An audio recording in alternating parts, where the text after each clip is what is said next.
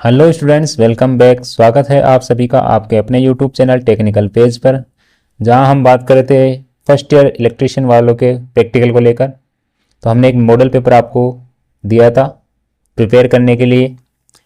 उसके बारे में हम बात कर लेते हैं उनके आंसर्स की, कि उनका जो कॉपी के अंदर आपको आंसर कैसे करना है।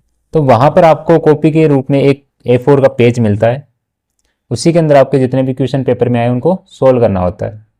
तो अगर हम बात करें इंस्टॉलेशन ऑफ स्टेयरकेज, हो सकता है वहाँ पे आपके स्टेयरकेज वायरिंग आई है, गोडाउन वायरिंग आए, टनल वायरिंग आए, या कोई अदर वायरिंग आए, या नॉर्मली जीने की वायरिंग आए। तो उसमें आपको परफॉर्म करने का तरीका आना चाहिए। फर्स्ट चीज़ हम ये देखते हैं कि आप वहाँ पे रिटर्न कैसे करते हो। तो रिटर्न के अंदर पहली चीज़ आपको देखना होता है एम। आपको वहाँ पे उद्देश्य लिखना। सेकंड आता है आपके इंट्रोडक्शन। आपको प्रैक्टिकल से संबंधित आपको इंट्रोडक्शन देना है, उसका परिचय देना है। थर्ड पॉइंट की अगर हम बात करते हैं, थर्ड होता है आवश्यक सामग्री।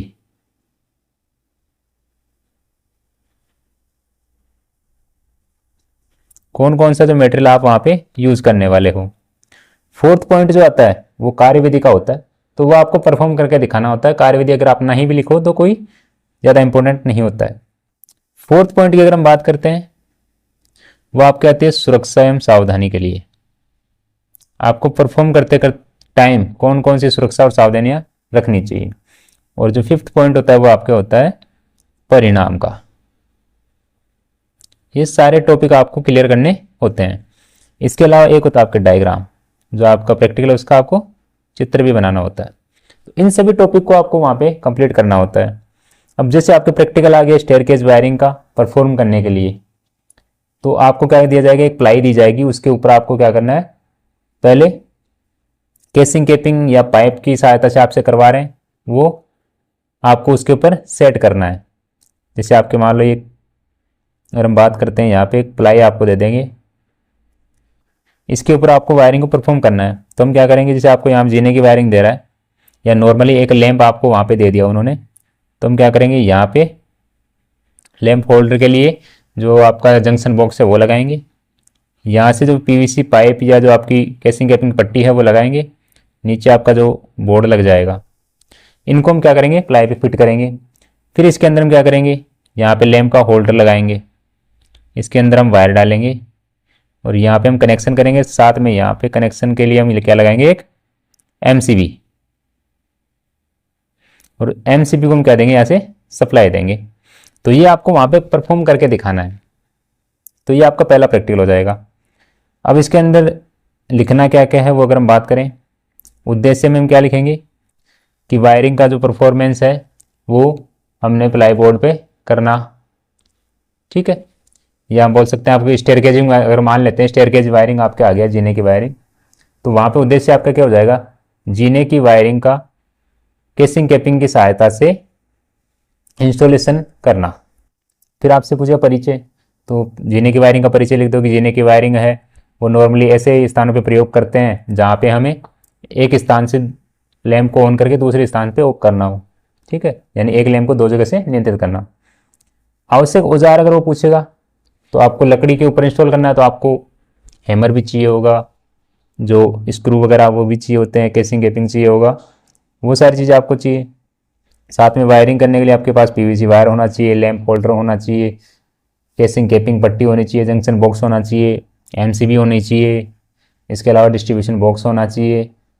साथ में आपके कॉम्बिनेशन प्लायर हो गया, स्क्रू ड्राइवर हो गया, पेचकस हो गया, इलेक्ट्रिशियन नाइफ हो गया, वो सारे औजार आप लिख देना। नेक्स्ट जो आएगा उसके बाद में कार्यविधि आपको लिखना इंपॉर्टेंट नहीं है, लास्ट आप लिखोगे डायग्राम। तो डायग्राम आपको मैंने अभी बताया, वैसे आप अपनी कॉपी में बना देना।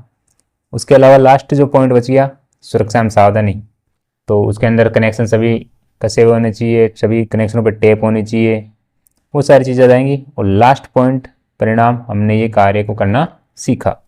तो ये हमारा कंप्लीट प्रोसेस रहेगा एक वायरिंग वाले प्रैक्टिकल को करने के लिए।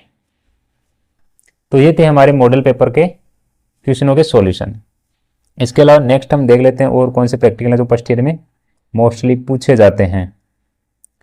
उनमें से एक आता है ट्रांसफॉर्मर का, जिसके अंदर ओपन सर्किट और शॉर्ट सर्किट टेस्ट का काफ़ी बार पूछा गया है। तो अगर वो आपके एग्जाम में आता है तो उसका सॉल्यूशन आपको कैसे करना है।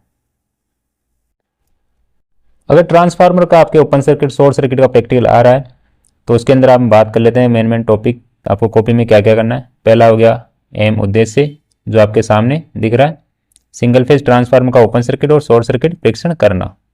अगर एफिशिएंसी का आ रहा है तो ये पूरा आपको करना है, वरना अगर ओनली तक short circuit open circuit test पूछा है तो यहीं तक आपका उद्देश्य हो जाएगा। आवश्यक सामग्री अगर हम यहाँ पे देखें, इलेक्ट्रिशियन नाइफ हो गया, एमीटर हो गया, वोल्ट मीटर हो गया, पीएफ मीटर हो गया, auto transformer, lamp load, DSST switch हो गया, इसके अलावा सिंगल जो आपका फ्लोरोसेंट लैंप हो गया, वोल्ट मीटर, एम्पियर मीटर हो गया एमआई टाइप, डायनामोमीटर हो गया, combination plier, single phase transformer, ये सारे औजार आपको वहाँ पे लिखने हैं। नेक्स्ट अगर यहाँ से परिचय अगर आपसे पूछ लेता हो या परिचय अगर आप लिखना चाहो तो लिख सकते हो कि ओपन सर्किट टेस्ट जो है आयरन लॉस ज्ञात करने के लिए किया जाता है और शॉर्ट सर्किट टेस्ट है वो कॉपर लॉस ज्ञात करने के लिए किया जाता है। नेक्स्ट अगर इसके आगे आपको क्या लिखना है तो आपकी सुरक्षा में सावधानी और कार्यविधि आती है। तो कार्यविधि अगर आप ना भी लिखो तो कोई बात नहीं, उसके बाद आप लिखोगे सुरक्षा में सावधानी, तो हम यहाँ पे हम देखेंगे सुरक्षा में सावधानी। अगर आप यहाँ पे देखते हो कार्य प्रारंभ करने से पूर्व ट्रांसफार्मर के दोनों वाइंडिंग को इंसुलेशन प्रतिरोध जांच कर लेना, ऑटो ट्रांसफर को शून्य वोल्टेज पे आउटपुट सेट करना, वो सारी सावधानी आपको लिखनी है। इसका आप स्क्रीनशॉट ले सकते हो। नेक्स्ट कार्यविधि का आप स्क्रीनशॉट ले लेना और इसको तैयार करके जाना, क्योंकि वाइवा के अंदर आपसे वो इसमें क्वेश्चन पूछ सकता है। इंपॉर्टेंट रहेगा वहाँ पे आपके लिए डायग्राम। तो ये डायग्राम जो आपके ओपन सर्किट के लिए है, जहाँ पे यहाँ पे अगर हम बात करें ऑटो ट्रांसफार्मर लगा हुआ है, frequency meter, ampere meter, volt meter, sorry watt meter, volt meter, और ये हमारा सिंगल फेज ट्रांसफार्मर जिसका हमें ओपन सर्किट टेस्ट कर रहे हैं। और ओपन सर्किट टेस्ट क्यों करते हैं? हम आयरन लॉस ज्ञात करने के लिए। नेक्स्ट अगर आपसे वो शॉर्ट सर्किट टेस्ट पूछता है तो उसके लिए हमारे पास सुरक्षा एवं सावधानी वही रहेगी। कार्यविधि का आप स्क्रीनशॉट ले लेना। और डायग्राम की अगर हम बात करें तो ये डायग्राम रहने वाला है जिसके अंदर सेम वही है, ऑटो ट्रांसफार्मर है, एम्पियर मीटर है, वाट मीटर है, वोल्ट मीटर है, ये आपका ट्रांसफार्मर रहेगा। और सेकेंडरी के अंदर हम क्या करते हैं कि एम्पियर मीटर लगाते हैं, उसको डायरेक्ट शॉर्ट नहीं करते हैं, उसके अंदर एक एम्पियर मीटर लगा देते हैं और इसका उपयोग करते हैं आयरन कॉपर लॉस ज्ञात करने के लिए। परिणाम में आप क्या लिखोगे? वही कि हमने short circuit open circuit test करना सीखा। तो ये आपका प्रैक्टिकल हो जाएगा। और हम देखें कि कौन से प्रैक्टिकल जो आ सकते हैं, तो उसके अंदर हम बात करते हैं जैसे कई बार पूछा गया स्टार और डेल्टा का, लैंपों को श्रेणी में या स्टार और डेल्टा के अंदर हम कनेक्ट करके उनका वोल्टेज और करंट के बीच में जो संबंध है वो देखते हैं स्टार और डेल्टा का। तो उसके अंदर भी सेम कार्य, पहले वही आएगा, एम आ जाएगा, परिचय आ जाएगा, उसके बाद में आपकी आवश्यक उपकरण आ जाएंगे। तो उपकरणों के अंदर वही कॉम्बिनेशन प्लायर, पेचकस, सारी चीज़ें आप लिख दोगे। लैंप लिख दोगे, अपने को 6 लैंप चाहिए होंगे।